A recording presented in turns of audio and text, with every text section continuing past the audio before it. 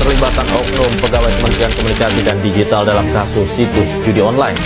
Pemirsa, judi online penuh dengan tipu. Berikutnya pemirsa, maraknya praktik judi online sangat meresahkan karena sudah merambah hampir semua lembaga.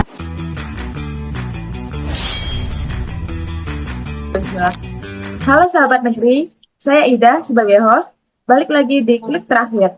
Hari ini judi online kita bedah dari sudut pandang aparatur sipil negara. Jika judi online sudah masuk kelas, di mana posisi kita sebagai penonton atau garda depan? Sebelumnya kita kenalan dulu ya. Silakan. Hai, aku Ulina Riani. Saya dari sisi tata kelola kepegawaian, membahas tentang kewajiban dan disiplin ASN. Posisi saya yaitu adalah analis SDM aparatur. Terima kasih. Hai, saya Rianalva Devota dari Diskominfotik Provinsi DKI Jakarta. Saya akan membahas dari sisi digitalnya. Ya, hai, saya Farah sebagai guru BK dan saya tiap hari ketemu anak-anaknya langsung. Dan saya Roni Surya Ardana sebagai penyintas yang pernah ada di lubang itu. Baik, Ibu Farah, separah apa sih dampak judi online di lingkungan sekolah? Ya, parah dan diam-diam. Anak terasa main game padahal judi. Menurut PPATK, sekitar 4 juta pemain judol, ada 440.000 anak usia 10 sampai 20 tahun. Bahkan 80.000 di bawah 10 tahun. Dan 80% perputaran uangnya dari pelajar dan mahasiswa. Tapi Bu Lina, kenapa ini disebut menjadi urusan ASN? Karena peran inti ASN adalah pelayan publik. Guru, tenaga kependidikan, petugas dinas, itu adalah ASN.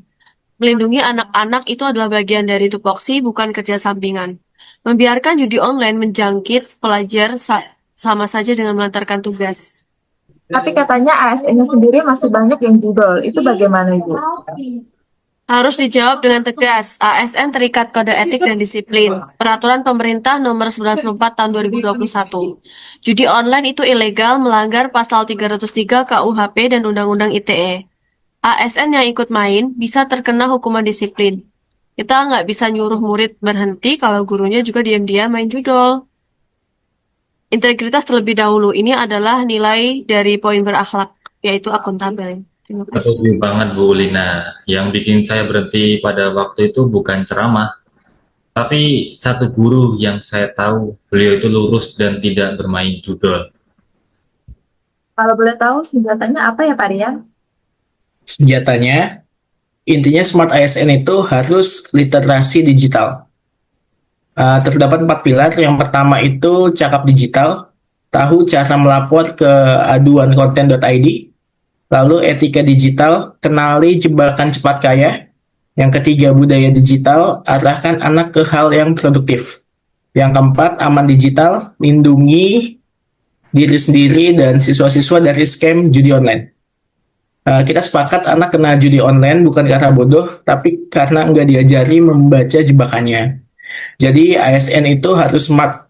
ASN itu harus jadi agen literasi bagi sekolah. Bu Farah, solusi di sekolah itu bagaimana?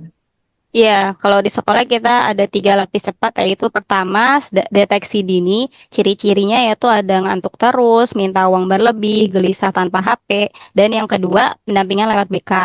Bukan hukuman yang kita terapkan, karena ini korban. Lalu yang ketiga ada kolaborasi dengan orang tua dan dinas. Ini mencerminkan berorientasi pelayanan dan kolaboratif. Ya, dan tolong jangan dipermalukan. Begitu dulu saya berani jujur, separuh beban saya langsung hilang. Baik, boleh berikan satu kalimat untuk penonton, silahkan. ASN yang bersih dan disiplin adalah fondasinya.